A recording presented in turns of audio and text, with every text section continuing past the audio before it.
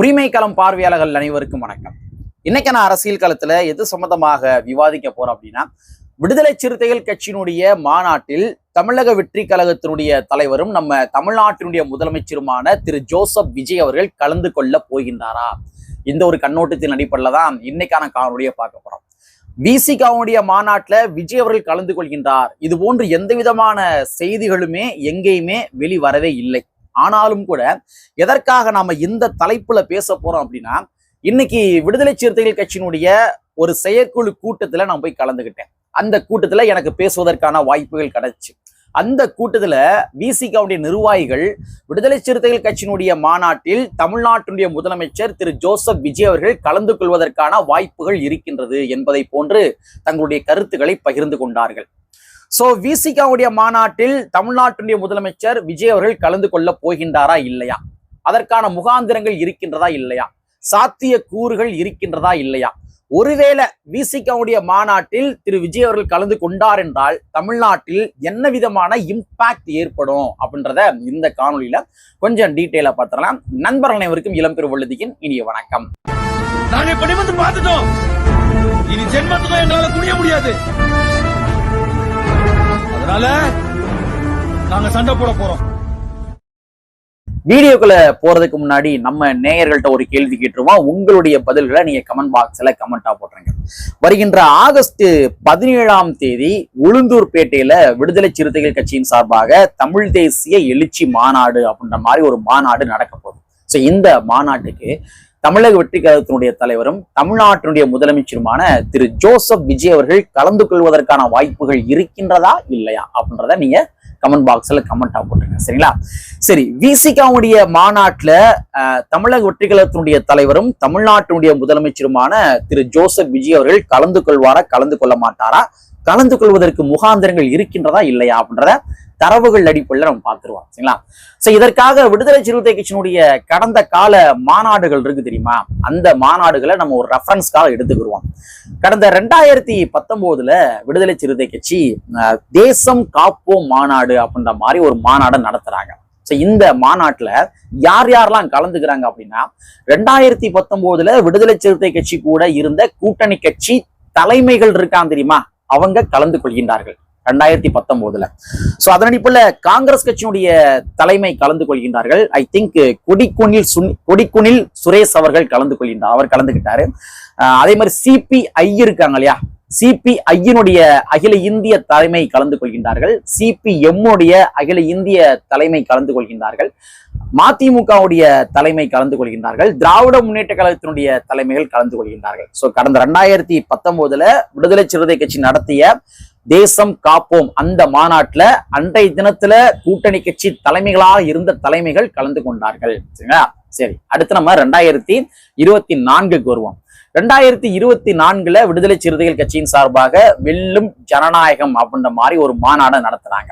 2024 நடைபெற்ற வெல்லும் ஜனநாயக மாநாட்டிலும் கூட கூட்டணி கட்சியினுடைய தலைவர்கள் கலந்து கொள்கின்றார்கள். முதலமைச்சர் மு.க. ஸ்டாலின் அன்றைய தினத்துல அவர் கலந்து கொண்டார், அந்த மாநாட்டில் கலந்து கொண்டார்.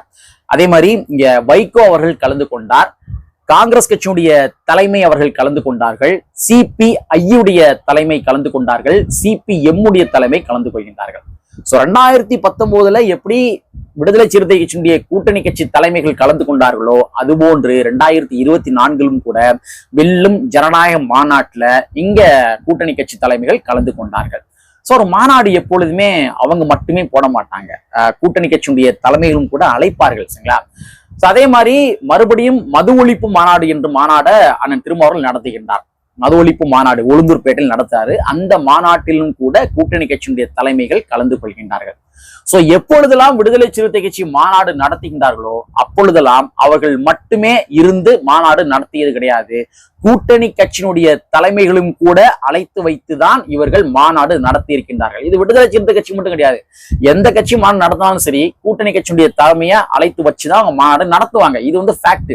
சோ அப்படிங்கிற பட்சத்துல கடந்த 3 மாநாடுகளிலுமே கூட்டணி கட்சியினுடைய தலைமைகள் கலந்து கொள்கின்ற பொழுது வருகின்ற ஆகஸ்ட் 17ஆம் தேதி உளுந்தூர்பேட்டையில நடைபெறுகின்ற தமிழ் தேசிய எழுச்சி மாநாட்டுல நிச்சயமாக தமிழக வெற்றி கழகத்தினுடைய தலைவரும் தமிழ்நாட்டினுடைய முதலமைச்சருமான திரு ஜோசப் விஜய் அவர்கள் கலந்து கொள்வதற்கான அதிக முகாந்திரங்கள் இருக்கின்றது, நிச்சயமாக இருக்கின்றது. ஏன்னா ஒரு 2-3 நாட்களுக்கு முன்பாக நீங்க கொஞ்சம் திங்க் பண்ணி பாருங்க. அண்ணன் திருமாவர்கள் மதுரை மாவட்டத்துல நடைபெற்ற செயற்குழு கூட்டத்துல பேசுறாரு. அப்போ அவர் என்ன பதிவு கொண்டாரு, பிரஸ் மீட்ல என்ன பதிவு கொண்டாரு அப்படின்னா, பத்திரிகையாளர்கள் கேட்கிறாங்க தாவேகாவுடைய கூட்டணி சம்பந்தமா கேட்கிறாங்க. நிச்சயமாக தாவேகாவுடைய தலைமையில் கூட்டணி அமையும், அதற்கான பேச்சுவார்த்தைகள் போய்கொண்டிருக்கின்றது என்பதாக அண்ணன் திருமாவர்கள் பதிவு செய்கின்றார். அப்ப கூட்டணி என்பது கன்ஃபார்ம் தான், தாவேகாவோட கூட்டணி என்பது கன்ஃபார்ம் தான். ஒருவேளை மேபி வருகின்ற ஆகஸ்ட் 17ஆம் தேதி நடைபெற உள்ள அந்த உளுந்தூர்பேட்டையில தமிழ் தேசிய எழுச்சி மாநாட்டிலும் கூட கூட்டணி அதிகாரப்பூர்வமாக அறிவிக்கப்படலாம். தாவேகாவோட விடுதலை சிறுத்தை கட்சி கூட்டணி தான் என்பதை அதிகாரப்பூர்வமாக அறிவிக்கப்படலாம். நடக்கலாம், இந்த மாநாட்டிலும் நடக்கலாம். இல்ல அதே மாநாட்டுல கூட தாவேகா தலைமையிலான அந்த கூட்டணி இருக்கு இல்லையா, அந்த கூட்டணிக்கு கூட ஒரு பெயரும் கூட சூட்டப்படலாம். என்ன நடக்கலாம், தாவேகாவுடைய தலைமையில இருக்கிற அந்த கூட்டணிக்கு கூட ஏதேனும் பெயர்கள் கூட சூட்டப்படலாம். ஏன்னா அண்ணன் திருமாவர்கள் சில நாட்களுக்கு முன்பாக பிரஸ் மீட்ல சொல்றப்போ ஒரு முக்கியமான விடயத்தை பதிவு பண்றாரு. விடுதலை சிறுத்தை கட்சி கம்யூனிஸ்ட் கட்சிகள் எங்க இருக்கின்றார்களோ அதுதான் மதசார்பற்ற முற்போக்கு கூட்டணி அப்படின்ற மாதிரி பதிவு பண்ணாரு. சோ இன்னைக்கு விடுதலை சிறுத்தை கட்சியும் கம்யூனிஸ்ட் கட்சியும் எங்க இருக்கிறாங்க, தமிழக வெற்றி கழகத்தோட இருக்கிறாங்க. அப்ப தமிழக வெற்றி கழகம் தான் ஒரு மதசார்பற்ற முற்போக்கு கூட்டணி. சோ அப்படி இருக்க பட்சத்துல இந்த மாநாட்டிலும் கூட இந்த கூட்டணிக்கு ஒரு புது பெயரும் கூட சூட்டப்படலாம். சோ தமிழக வெற்றி கழகத்துடைய தலைவரும் தமிழ்நாட்டினுடைய முதலமைச்சருமான திரு ஜோசப் விஜய் அவர்கள் இங்க விடுதலை சிறுத்தை கட்சியினுடைய மாநாட்டில் கலந்து கொள்வதற்கான அதிக பாசிபிலிட்டிஸ் இருக்குது. ஆக்சுவலா இத ஊடகங்கள் விவாதங்கள் செய்திருக்க வேண்டும். ஏன்னா எந்த ஒரு மாநாடு நடைபெற்றாலும் கூட அதுல கூட்டணி கட்சியினுடைய தலைவர்கள் கலந்து கொள்வார்கள்.